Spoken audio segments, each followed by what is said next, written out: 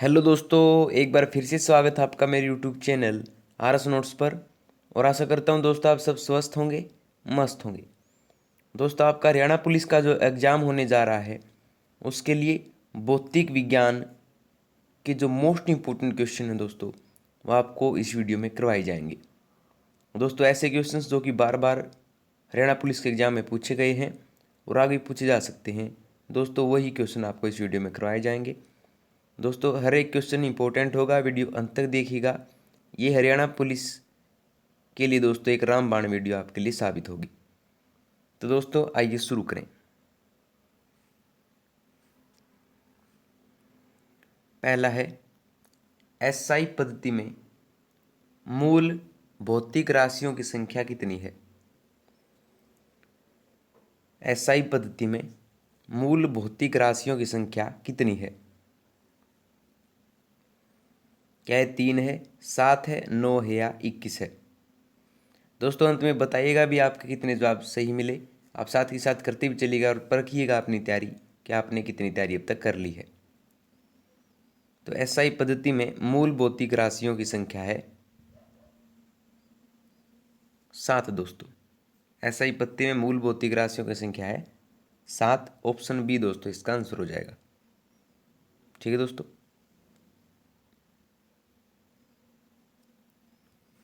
अगला देखिए, एक माइक्रोन का मान कितना होता है? एक माइक्रोन का मान कितना होता है? आपके सामने 4 ऑप्शन है। ऑप्शन ए है 10 की शक्ति -6 मीटर।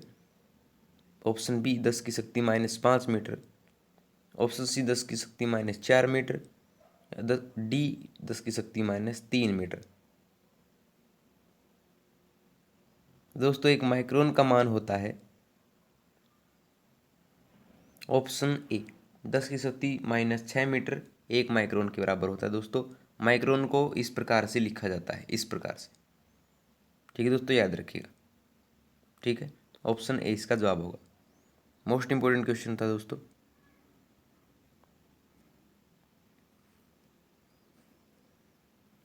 अगला है,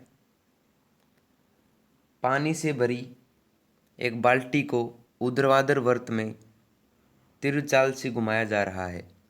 उच्चतम बिंदु पर जहां पर बाल्टी उल्टी है, जल उसमें कैसा होगा? पानी से भरी एक बाल्टी है दोस्तों, उसको जो है ऊर्ध्वाधर वृत्त में तीरचाल से घुमाया जा रहा है। उच्चतम बिंदु पर जहां पर बाल्टी उल्टी है, जल किस प्रकार का होगा?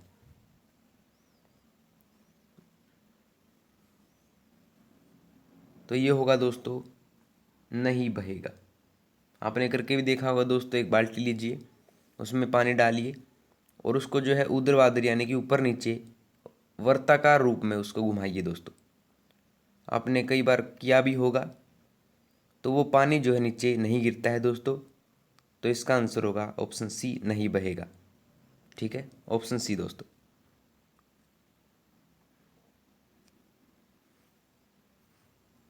अगला है,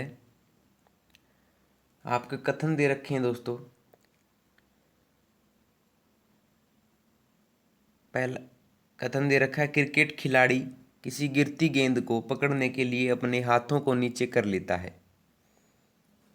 क्रिकेट खिलाड़ी जो है किसी गिरती हुई गेंद को पकड़ने के लिए अपने हाथों को नीचे कर लेता है। कारण है, ऐसा करने से गेंद के संवेग परिवर्तन की दर कम हो जाती है। तो देखिए दोस्तों, कथन जो है वो सत्य है दोस्तों। क्रिकेट खिलाड़ी जो है किसी गिरती गेंद को पकड़ने के लिए अपने हाथों को नीचे कर लेता है। बिल्कुल ठीक बात है दोस्तों। कारण है, ऐसा करने से गेंद के संवेग परिवर्तन की दर कम हो जाती है। ये बात भी बिल्कुल ठीक है दोस्तों। ठीक है, तो ऑप्शन देख लेते हैं। पहला क्या है कि कथन व कारण दोनों सत्य हैं। बिल्कुल ठीक बात है, परंतु कारण कथन की सही व्याख्या करता है। ये बात बिल्कुल ठीक है दोस्तों। ऑप्शन पहला इसका जवाब होगा। दोनों सत्य हैं परंतु कारण जो है वो कथन की सही व्याख्या करता है। ऑप्शन पहला इसका जवाब होगा दोस्तों। ठीक है, व्याख्या कैसे करता है देखिए। यानी कि कारण क्या दे रखा कि ऐसा करने से गेंद के समय परिवर्तन की दर कम हो जाती है। कैसा करने से कि क्रिकेट खिलाड़ी किसी गिरती गेंद को पकड़ने के लिए अपने हाथों को नीचे कर लेता है। तो इसका कारण ये है दोस्तों, ठीक है। तो इस ऑप्शन इसका पहला होगा, ठीक है। चलते हैं अगले पर। एक विस्फोटक सामान द्रव्यमान के दो टुकड़ों में टूट जाता है, दोनों टुकड़े किस प्रकार से गति करेंगे। एक विस्फोटक सामान द्रव्यमान के दो टुकड़ों में टूट जाता है, दोनों टुकड़े गति किस प्रकार से करेंगे।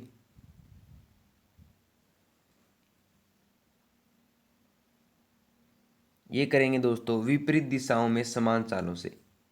एक विस्फोटक सामान है, द्रव्यमान के दो टुकड़ों में टूट जाता है, दोनों टुकड़े दोस्तों विपरीत दिशाओं में समान चालों से गति करेंगे। ऑप्शन सी इसका जवाब होगा दोस्तों, ठीक है। मोस्ट इंपॉर्टेंट क्वेश्चन होंगे दोस्तों सभी, जो बार बार परीक्षा में पूछे गए हैं और आगे पूछे जा सकते हैं, तो एक भी क्वेश्चन मिस ना कीजिएगा। अगला, एक व्यक्ति लिफ्ट के भीतर एक भार नापने वाली मशीन पर खड़ा है।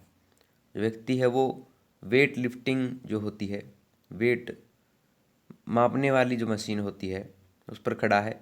मशीन का पाठ्यांक जो है न्यूनतम होगा यदि लिफ्ट गति करेगी। एक व्यक्ति जो है लिफ्ट के भीतर एक भार नापने वाली मशीन पर खड़ा है, मशीन का जो पाठ्यांक है न्यूनतम होगा यदि लिफ्ट गति करेगी। लिफ्ट की गति में बतानी है दोस्तों कि लिफ्ट की गति कैसी होनी चाहिए जिससे मशीन का जो पाठ्यांक वो न्यूनतम हो। तो दोस्तों इसका जवाब होगा मुक्त रूप से नीचे की ओर। मशीन का पाठ्यांक न्यूनतम तब होगा जब लिफ्ट गति करेगी मुक्त रूप से नीचे की ओर, ठीक है दोस्तों। याद रखिए ऑप्शन डी इसका जवाब होगा। जब जो लिफ्ट दोस्तों नीचे की ओर आएगी तो जो भार है व्यक्ति का वो कम होगा, इससे जो है मशीन का पाठ्यांक न्यूनतम होगा, ठीक है दोस्तों। इसका कारण यही था, ऑप्शन डी इसका जो जवाब होगा, ठीक है। अगला है द्विमंजिली बस के संतुलन के लिए निम्नलिखित में से क्या आवश्यक है। द्विमंजिली बस के संतुलन के लिए निम्नलिखित में से क्या आवश्यक है। आवश्यक चीज़ें बतानी है दोस्तों, तीन चीज़ें दे रखी हैं। पहला है चौड़ा आधार। जो द्विमंजिला बसें होती हैं दोस्तों ज़्यादातर महाराष्ट्र, गुजरात, कोलकाता वगैरह में चलती हैं। ये जो है इनका चौड़ा आधार होना चाहिए दोस्तों, ताकि इनके गिरने का खतरा कम हो। इनको चौड़ा जो है सरफेस एरिया मिल सके, ठीक है दोस्तों। पहला बिल्कुल ठीक है। अगला है निचली मंजिल पर अधिक यात्री हों। ये बात बिल्कुल ठीक है दोस्तों, ताकि जो गुरुत्व बल है वो सबसे ज़्यादा हो दोस्तों। इसी कारण जो है निचली मंजिल पर अधिक यात्री होने चाहिए, ऊपर कम होने चाहिए। दूसरी बात भी बिल्कुल ठीक है दोस्तों। तीसरा है ऊपरी मंजिल पर अधिक यात्री हों। ये बात गलत है दोस्तों। अगर ऊपरी मंजिल पर सबसे ज़्यादा जो है अधिक यात्री होंगे, नीचे कम होंगे, तो जो दोस्तों गुरुत्व बल जो है वो साइड में लेगा, न कि नीचे की ओर। तो पहला और दूसरा कथन बिल्कुल ठीक है दोस्तों। विकल्प कौन से होंगे इसमें, पहला और दूसरा ऑप्शन भी दोस्तों इसके जवाब होंगे, ठीक है। आया समझ में।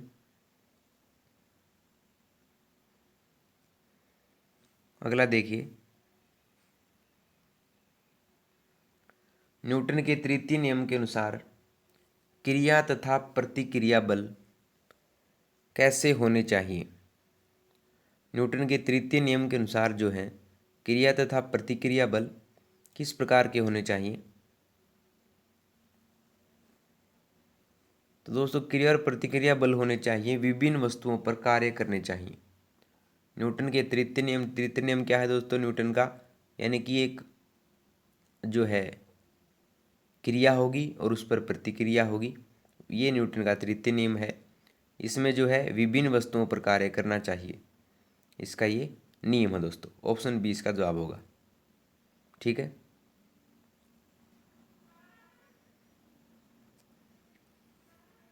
अगला देखिए,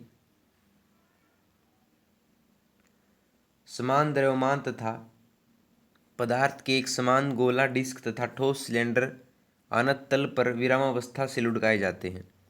निम्न में से कौन पहले तली पर पहुंचेगा। समान द्रव्यमान तथा पदार्थ के एक समान गोला, डिस्क तथा ठोस सिलेंडर अनंत तल पर विरामावस्था से लुढ़काए जाते हैं। निम्न में से सबसे पहले तली पर कौन पहुंचेगा?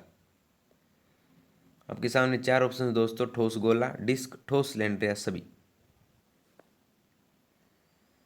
तो सबसे ज़्यादा जो है सबसे पहले पहुंचेगा दोस्तों ठोस गोला, क्योंकि इसका जो घर्षण है दोस्तों वायु से सबसे कम होगा, डिस्क का ज़्यादा होगा, ठोस सिलेंडर का उससे भी ज़्यादा होगा दोस्तों। तो अगर तीनों को एक साथ गिरा दें तो सबसे पहले तली पर पहुंचेगा दोस्तों ऑप्शन ए, ठोस गोला। ठीक है, याद रखिएगा। ऐसे ही ट्रिकी क्वेश्चन पूछे जाते हैं दोस्तों एग्जाम में। अगला देखिए, किसी ग्रह का सूर्य के चारों ओर परिक्रमण काल का वर्ग। किसी ग्रह का सूर्य के चारों ओर परिक्रमण काल का वर्ग तो क्या होगा? ये होगा उसकी सूर्य से औसत दूरी के घन के समानुपाती होगा।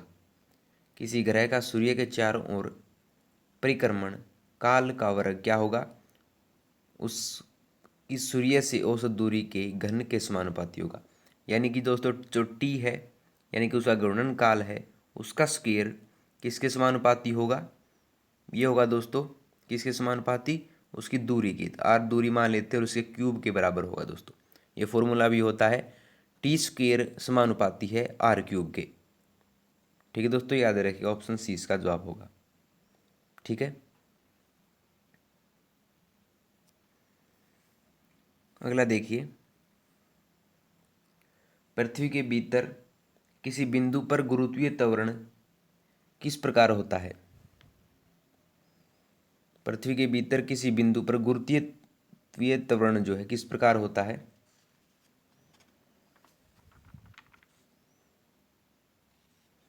तो ये होता है दोस्तों ऑप्शन ए, केंद्र से बिंदु की दूरी के वर्ग के व्युत्क्रमानुपाती होता है। पृथ्वी के भीतर किसी बिंदु पर गुरुत्वीय त्वरण जो होता है दोस्तों, केंद्र से बिंदु की दूरी के वर्ग के व्युत्क्रमानुपाती होता है दोस्तों। गुरुत्वीय त्वरण मान लीजिए जी है, और व्युत्क्रमानुपाती किसके होगा? ये होगा दोस्तों दूरी के, आर बटे यानी 1/r स्क्वायर, इसके फॉर्मूला होगा दोस्तों। ठीक है, दूरी के वर्ग के व्युत्क्रमानुपाती होगा, जी समानुपाती है 1/r स्क्वायर के। ठीक है दोस्तों, याद रखिएगा।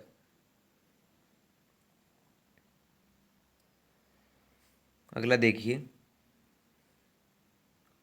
हम लघु तरंग के प्रसारणों को दीर्घ तरंग के प्रसारणों की अपेक्षा अधिक अच्छी तरह क्यों सुन सकते हैं? हम लघु तरंग के प्रसारणों को दीर्घ तरंग के प्रसारणों की अपेक्षा अधिक अच्छी तरह क्यों सुन सकते हैं? तो क्यों सुन सकते हैं हम? इसका कारण होता है दोस्तों कि जो लघु तरंगें होती हैं उन पर वायुमंडलीय विक्षोभ का प्रभाव नहीं पड़ता है। इस कारण से हम लघु तरंग के प्रसारणों को दीर्घ तरंग के प्रसारणों की अपेक्षा अधिक अच्छी तरह सुन पाते हैं दोस्तों। ठीक है, तो इसका जवाब होगा ऑप्शन बी, लघु तरंगों पर वायुमंडलीय विक्षोभ का प्रभाव नहीं पड़ता है। ऑप्शन बी इसका जवाब होगा दोस्तों।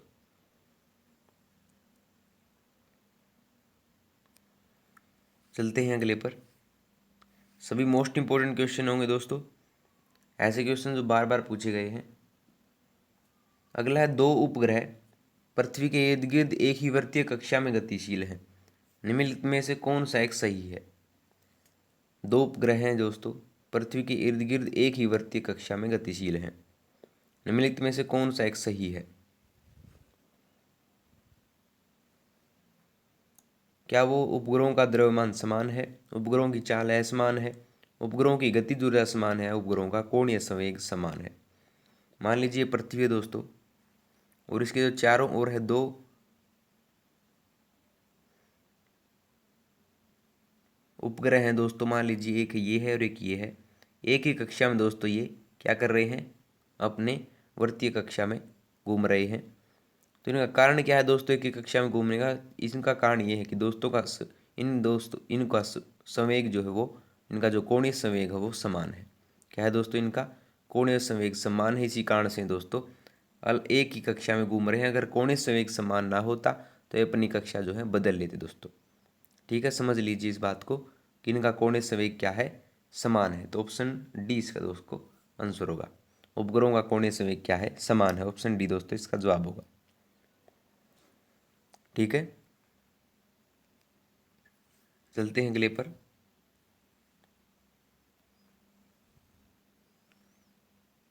निम्नलिखित कथनों पर विचार कीजिए। दो कथन दे रखे हैं दोस्तों और बताना है कि इनमें से क्या ठीक है। ठीक है, पहला देखिए, भूमध्य रेखा की तुलना में ध्रुवों पर वायुमंडलीय दबाव अधिक होता है। जो भूमध्य रेखा होती है दोस्तों, उसकी तुलना में ध्रुवों पर वायुमंडलीय दबाव अधिक होता है। ये बात बिल्कुल ठीक है दोस्तों। ठीक है, दूसरा कथन है, ध्रुवों की तुलना में भूमध्य रेखा पर वार्षिक तापमान परिसर अधिक होता है। क्या होता है? ध्रुवों की तुलना में भूमध्य रेखा पर वार्षिक तापमान परिसर अधिक होता है दोस्तों। वहाँ पर जो वार्षिक तापमान है वो अधिक होता है। बिल्कुल बात ठीक है दोस्तों। दोनों ही कथन सत्य हैं दोस्तों। तो इसका जवाब क्या हो जाएगा? ऑप्शन सी इसका जवाब होगा दोस्तों। 1 और 2 दोनों। ठीक है दोस्तों, अगला देखिए, यदि सरल लोलक को चंद्रमा पर ले जाएं तो इसके कंपनों की आवृत्ति क्या होगी? यदि सरल लोलक को जो है चंद्रमा पर ले जाएं तो इसके कंपनों की आवृत्ति किस प्रकार की होगी? क्या वो पृथ्वी के समान रहेगी, बढ़ेगी, घटेगी या शून्य हो जाएगी? तो यदि सरल लोलक को जो है चंद्रमा पर ले जाएंगे दोस्तों तो इसके कंपनों की आवृत्ति जो है क्या हो जाएगी? ये घट जाएगी दोस्तों। क्या होगी? घटेगी। ऑप्शन सी इसका जवाब होगा। ठीक है,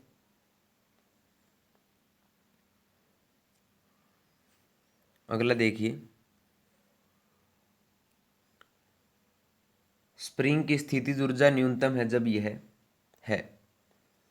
स्प्रिंग की स्थितिज ऊर्जा न्यूनतम है जब यह क्या है? दबी हुई है, खिंची हुई है, वास्तविक लंबाई पर है, वास्तविक लंबाई पर परंतु भूमि से कुछ ऊंचाई पर है। आपके सामने 4 ऑप्शन हैं दोस्तों कि स्प्रिंग की स्थितिज ऊर्जा न्यूनतम है जब यह है, किस अवस्था में हो? जब स्प्रिंग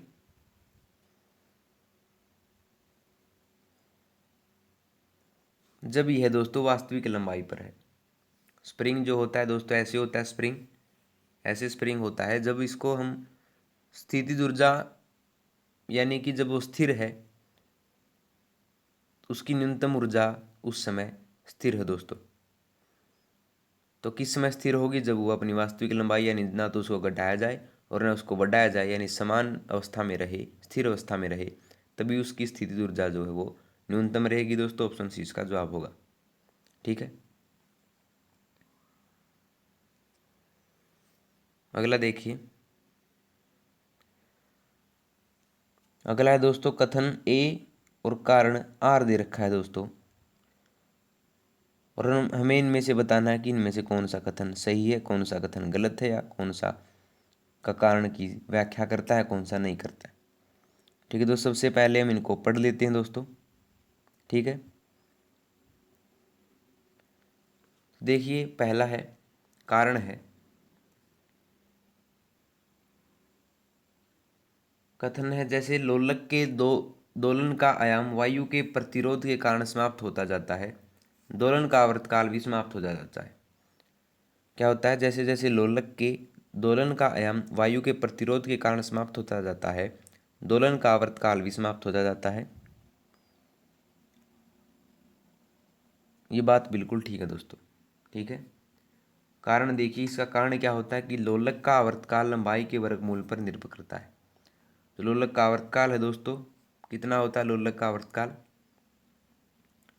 टी मान लीजिए और लंबाई के वर्गमूल मान लीजिए दोस्तों आर। ठीक है, तो लोलक का टी इज इक्वल टू कितना होता है दोस्तों? पीछे करवाया था 1/r²। तो क्या होता है ये? लोलक का जो आवर्तकाल है वो लंबाई के वर्गमूल पर निर्भर करता है। ये बात बिल्कुल ठीक है दोस्तों। ठीक है, देखिए इसका कथन कौन सा ठीक हो जाएगा दोस्तों? तो इसमें कथन हो जाएगा दोस्तों ऑप्शन बी, यानी दोनों ही कथन सत्य हैं लेकिन अलग अलग कथन है दोस्तों। कथन कारण दोनों अलग हैं, तो कथन ए तथा कारण आर दोनों अलग अलग सत्य हैं तथा आर ए की सही व्याख्या नहीं करता है। ठीक है दोस्तों, अलग अलग कथन है, कारण है, अपनी अपनी जगह दोनों ठीक है दोस्तों, लेकिन जो है ये एक दूसरे से संबंधित नहीं है, अंतर संबंधित नहीं है। ठीक है, तो ऑप्शन 20 का जवाब होगा। ठीक है दोस्तों, अगला देखिए, वाहनों में प्रयुक्त किए जाने वाले हाइड्रोलिक ब्रेक निम्न में से किस सिद्धांत का अनुप्रयोग है। वाहनों में प्रयुक्त हाइड्रोलिक ब्रेक जो उपयोग किए जाते हैं दोस्तों, निम्न में से किस सिद्धांत का अनुप्रयोग करते हैं। क्या वो बर्नौली की प्रमेय का है, आर्किमिडीज के सिद्धांत का है, टेरिसली के प्रमेय का है, या पास्कल के नियम का है। तो दोस्तों जो हाइड्रोलिक ब्रेक हैं वो दाब पर जो है दोस्तों आधारित हैं। तो दाब का सिद्धांत जो है किसने दिया था दोस्तों, ये दिया था पास्कल। पास्कल के नियम के अनुसार ये सत्य होंगे दोस्तों।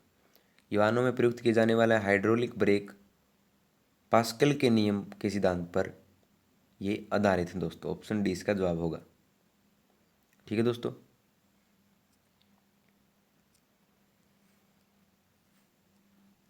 अगला देखिए, एक पूर्णतः दृढ़ पिंड के लिए यंग प्रत्यास्थता गुणांक का मान कितना होता है। एक पूर्णतः दृढ़ पिंड के लिए यंग प्रत्यास्थता गुणांक का मान कितना होता है।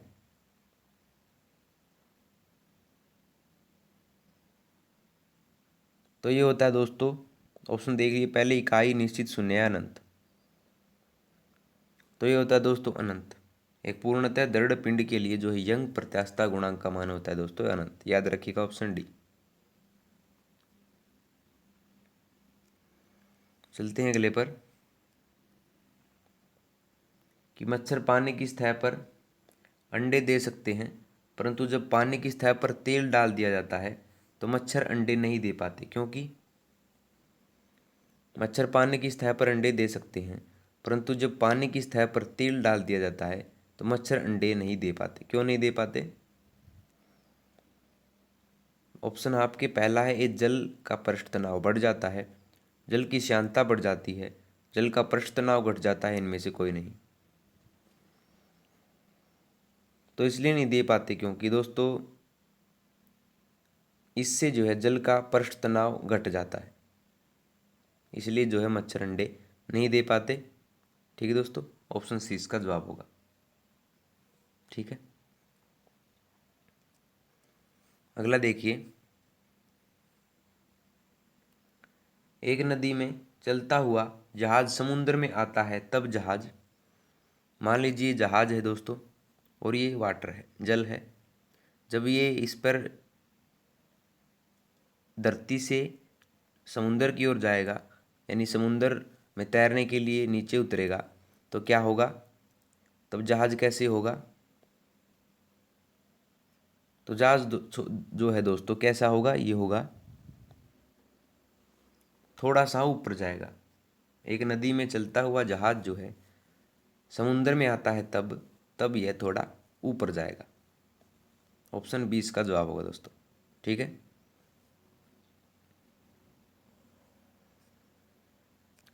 और अंतिम देखिए दोस्तों, मोस्ट इंपॉर्टेंट क्वेश्चन है कि एक ताज़ा अंडा शुद्ध जल में डूब जाता है जबकि संतृप्त खारे जल में तैरता है, इसका कारण क्या है। एक ताज़ा अंडा जो है दोस्तों शुद्ध जल में तो डूब जाता है, लेकिन जो संतृप्त या लवणीय जल जिसे कहा जाता है, खारा जल जिसे कहा जाता है, उसमें तैरता है, इसका कारण क्या होता है। दोस्तों जो संतृप्त या खारा जल होता है उसका घनत्व जो है दोस्तों शुद्ध जल की अपेक्षा ज़्यादा होता है, जिसके कारण से जो अंडा होता है दोस्तों वो शुद्ध जल में तो डूब जाता है लेकिन असंतृप्त खारे जल में तैरता रहता है। तो इसका जवाब क्या होगा दोस्तों, ऑप्शन ए इसका जवाब होगा। खारे जल का अधिक घनत्व होना इसका कारण है दोस्तों। ठीक है, ऑप्शन ए इसका जवाब होगा। ठीक है,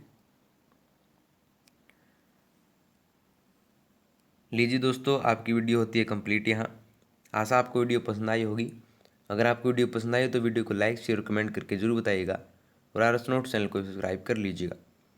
तो दोस्तों मिलते हैं आपसे अगली वीडियो में नए रोचक प्रश्नों के साथ। तब तक के लिए धन्यवाद दोस्तों।